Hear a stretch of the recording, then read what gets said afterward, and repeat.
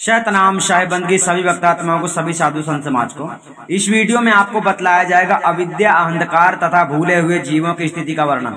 जिन लोगों को आत्मज्ञान नहीं हुआ है, जो लोग भटकते फिरते हैं, उनके बारे में सदगुरु कबीर साहब यहाँ पर अपनी वाणी से प्रस्तुत करते हैं। देखो ओरिजिनल वाणी, और साथ में ये सब आपको समझ में आएगा, ठीक से समझना आपको। और जितने लोग संसार में भटक रहे हैं कबीरपंथी, उन सबको ये वीडियो भेज देना, ठीक है। चलत चलत अति चरण पिराना, हारि परे तहां अति रे सयाना, गण गंधर्व मुनि अंत न पाया। देखो आप लोग तो बड़े छोटे चीज हो अगर परमात्मा को ढूंढ रहे हो। गण गंधर्व मुनि अंत न पाया, हरि अलोभ जग धंधे लाए, कहानी बंधन बाण न सूझा, था कि परे तहां किचौ न बूझा, भूली परे जी अधिक डराई, रजनी अंधकूप हो जाई, माया मोह उहाँ भरपूरी, दादुर दामिनी पवन अपूरी, परसय तपय अखंडित धारा, रैन भयावन कछु न आधार, सबय लोग जगड़ाइया, अंधा सबय भुलाना, कहाँ कोई न माने, सब एक माही समान। ठीक है, चलिए अविद्या, अंधकार तथा भूले हुए जीवों की स्थिति का वर्णन सदगुरु करते हैं। सदगुरु कबीर साहब कहते हैं कि प्रथम ओमकार ब्रह्म निरंजन और उसकी इच्छा के द्वारा महामाया आद्या शक्ति उत्पन्न हुई। अतः इन्हीं दोनों के द्वारा समस्त संसार की उत्पत्ति हुई। तत्पश्चात उन दोनों से ब्रह्मा, विष्णु और शिव ये त्रिदेव उत्पन्न हुए। ठीक से समझते जाना, ये तो समझ लो कि सृष्टि रचना चालू हो गई है। साहब ने इस वाणी में ये सब बता दिया। आगे ये कहानी को समझाने के लिए, हकीकत को समझाने के लिए साहब ने वाणी स्टार्ट से शुरू किया। चलत चलत चरण में हारि परे तहां तिरु सयाना ना। तो यहाँ पर आपको समझना है। चलो, दोनों के द्वारा समस्त संसार की उत्पत्ति हुई। कौन? निरंजन और आद्या शक्ति। हमने आपको पहले बताया है कि निरंजन और आद्या शक्ति जो है आप लोगों को मतलब उसी यही समझना है कि निरंजन और आद्या शक्ति दोनों ने संसार सृष्टि की रचना की है। ठीक है ना।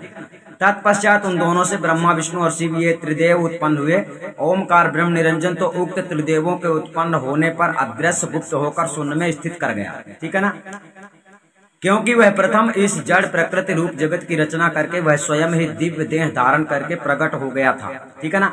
तदनंतर उसने महामाया आद्या शक्ति को उत्पन्न करके उसके द्वारा त्रिदेव को उत्पन्न किया था तथा उक्त त्रिदेवों की उत्पत्ति होने के पश्चात वह गुप्त होकर शून्य में समाकर स्थित कर गया था।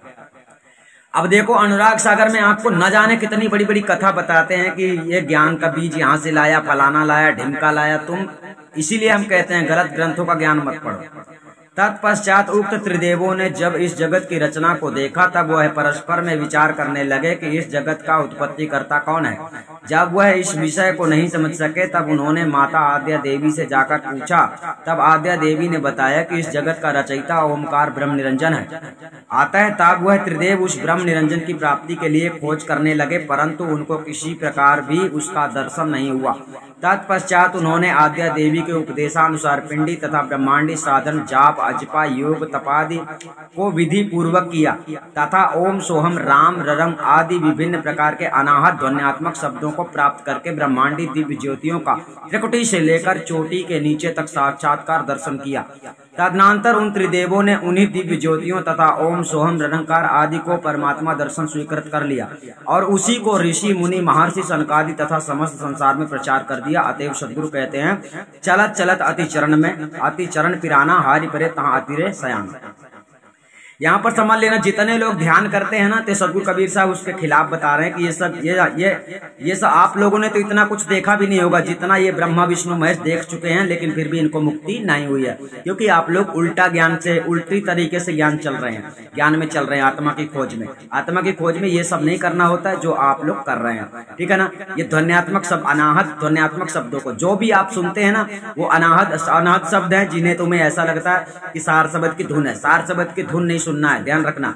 आप लोगों को गुरु से आत्म स्वरूप ज्ञान प्राप्त करना है। सबसे बड़ा ज्ञान आपके लिए वही है। आप जो सुनते हैं ना, आप सुनने वाले खुद साक्षी दृष्टा होते हैं, वो आपका स्वरूप नहीं है। ये आप समझ लीजिए ठीक से। अर्थात ये सब नहीं करना है जो ज्योति दर्शन करते हैं और दोनों सुनते हैं ध्यान लगा के खपड़िया में, तो ये साहब ने सीधे सीधे मना किया। ठीक है। उन त्रिदेव ब्रह्मा, विष्णु तथा शिव और ऋषि, मुनि, महर्षि आदि बड़े बड़े सयाने और उन उपदेशकों के उपदेशानुसार संसार में अन्य सब लोगों को अपने चेतन आत्मा स्वरूप का और असली चेतन सतपुरुष परमात्मा का सत्य यथार्थ परिचय ज्ञान न होने से असत्य झूठे बनावटी बीच के बने हुए स्वामी ब्रह्मांड सिद्ध आत्मा निरंजन ब्रह्म को ही असली परमात्मा मानकर उनकी प्राप्ति के लिए उसकी खोज में चलते चलते पैर बहुत पीड़ित हो गए।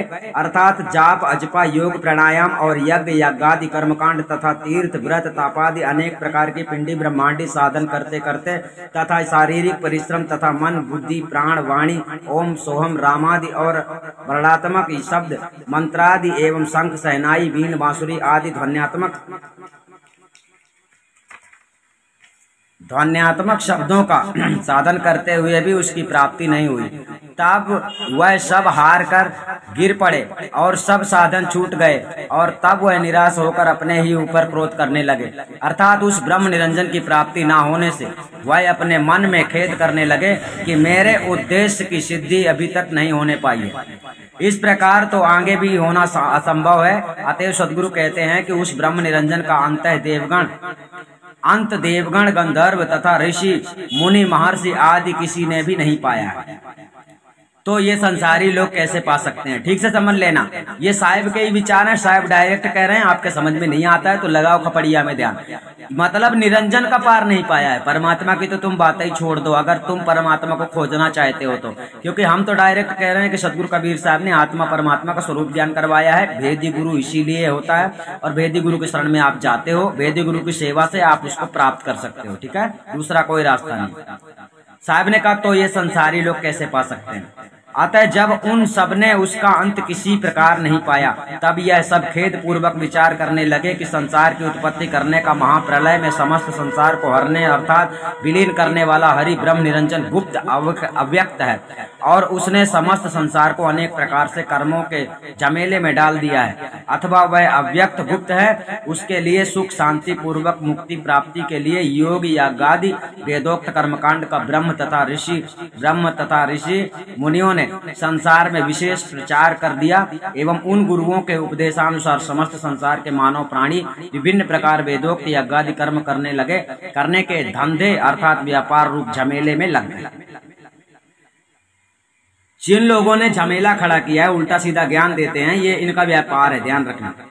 सदगुरु कहते हैं कि ब्रह्मा आदि तथा ऋषि मुनियों ने वेदादि वाणी का प्रचार करके जो योग यागादि अनेक प्रकार के वेदोक्त कर्म तथा ओम सोहम आदि ब्रह्मांडी साधन संयुक्त ब्रह्म निरंजन की उपासना और अनेक देवोपासना की वाणी का प्रचार किया था, उस अनेक प्रकार की ग्रहण की हुई वेदादि वाणी का कड़ा बंधन किसी को भी नहीं सूझा अर्थात नहीं दिख पड़ा एवं उन वेदोक्त यज्ञादि कर्म और योगादि संयुक्त निरंजन की निर्गुण उपासना तथा त्रिदेव एवं राम कृष्णादि अवतारों की सगुण उपासना की वाणी रूप बंधन को जीवों ने स्वयं ग्रहण कर लिया, किंतु वह अनेक प्रकार की वाणी रूप बंधन किसी को भी नहीं दिख पड़ता कि यह सत्य है अथवा असत्य है।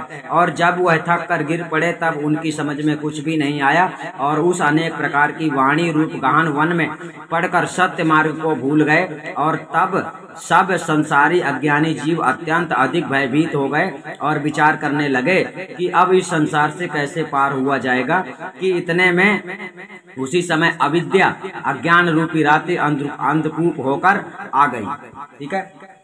अतः असत्य उपदेशक गुरुआ लोगों के असत्य वाणी के जाल में पड़कर सब जीव भूल भ्रम में पड़ गए हैं। आप लोगों को हम बारंबार यही कहना चाहते हैं कि आप लोगों को असली नकली वाणी का चेकिंग करना है। आप लोग नहीं जानते हैं नकली कौन सी वाणी है, इसलिए जब बीजक पढ़ोगे ना तो आपके समझ में आ जाएगा नकली कौन है, क्योंकि असली ज्ञान साहिब का बीजक है और बीजक मूल ज्ञान है, ठीक है।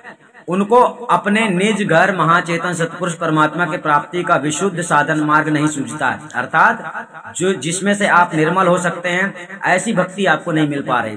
अतः सब जीवों पर अविद्या रूप रात्रि व्याप्त हो गई है, वर्णादि तथा देहाभिमान रूप का साम्राज्य छा गया है। उस अविद्या भूल भ्रम रूपी रात्रि में माया और मोह का वहाँ भरपूर अंधकार छाया हुआ है। उसमें काम क्रोध लोभादि रूपी मेढक बोल रहे हैं। कभी कभी शतोगुड़ी रूपी बिजली की की भी चमक हो जाती है और विषय वायु की आंधी भी बह रही है और वह अविद्या रूपी रात्रि आध्यात्मिक आदि भौतिक आदि दैविक रूप त्रिविध तापों से तपती रहती है। उस रात्रि में अखंड धारा के रूप में नाना प्रकार के दुख की वर्षा होती रहती है।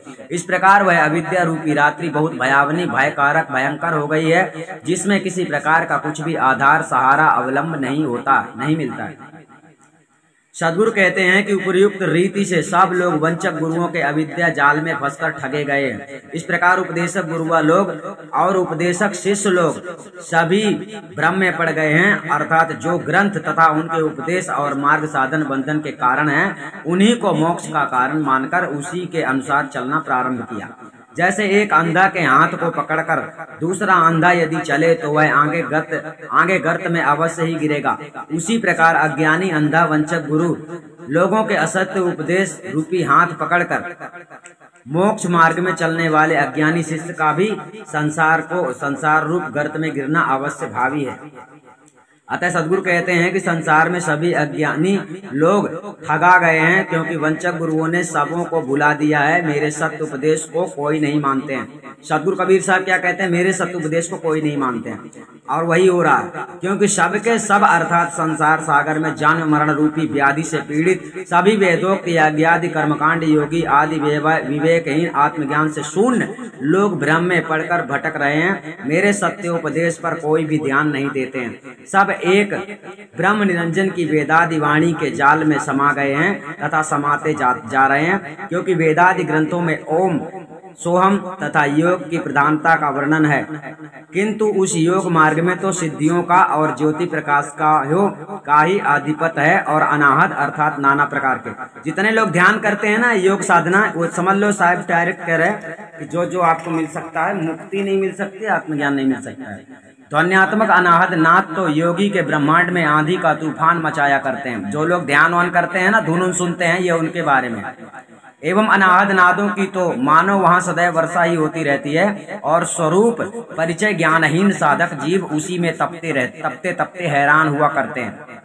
आपको आत्मज्ञान नहीं है, उसी धुन को सुनोगे सोचोगे कि मैं ही हूँ, वही मेरा स्वरूप है ना। और स्वरूप विस्मृत भूल रूप भयंकर अज्ञान अंधकार में उसे कुछ भी आधार सहारा नहीं मिल पाता है। और ओम सोहम आदि ब्रह्मांडी शब्द तो संयोजक तथा वियोजक जड़ अनित्य शब्द है, इसमें मुक्ति नहीं होती है। और वह महाचेतन सतपुरुष परमात्मा मंत्र योग, लय योग, राज योग, अष्टांग योग, हठ योग, पंचमुद्रा, प्राणायाम, मन कला, बुद्धि कला, प्राण कला आदि क्रियाओं के साधन से नहीं प्राप्त होता है।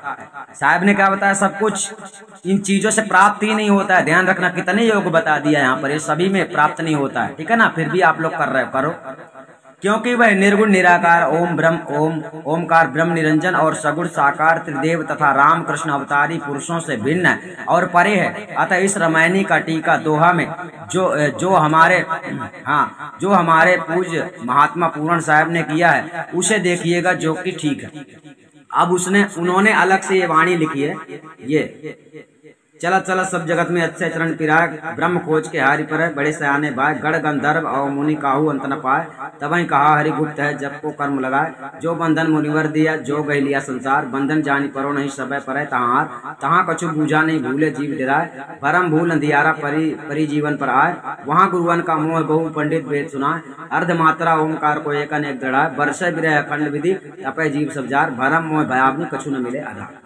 चलो ये तो मान लो फालतू ही लिखा है, क्योंकि पहले ही इसकी वाणी यहाँ पर लिख दिया गया है। इसकी वाणी यहाँ थी ना, ये अब यही तो बात है संतों के अंदर की, जब ये वाणी पहले से मौजूद है फिर भी इन्होंने अलग से वाणी लिख दी। चलो कोई बात नहीं, उससे कोई समस्या नहीं है, पर हो गया आपको समझना है वो असली ज्ञान, जो असली ज्ञान साहिब का पहले से आ रहा है, पहले से चल रहा है। सार शब्द वेद आत्मज्ञान की प्राप्ति गुरु से होती है। ये जितनी क्रिया इसमें बताई गई है ना, उतनी क्रिया, ये सब क्रियाओं से आत्मा की परमात्मा की प्राप्ति नहीं होती, अर्थात आप लोगों को आत्मज्ञान नहीं हो सकता। ये कुछ भी करते रहो ऐसा काम, ठीक है। सतनाम साहिब बंदी, हम आपको फिर मिलेंगे दूसरे वीडियो में।